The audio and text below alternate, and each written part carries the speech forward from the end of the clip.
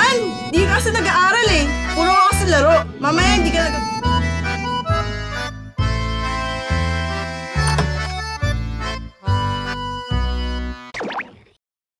Hindi naman masamang bumagsak anak eh. Huwag lang palagi. Alam mo dati, madalas din ako mapagalitan kasi bumabagsak ako.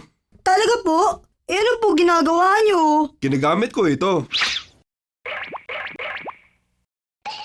Habang nag-aaral ako, sinusuot ko lang ito. Tapos, mas naintindihan ko ang inaaral ko.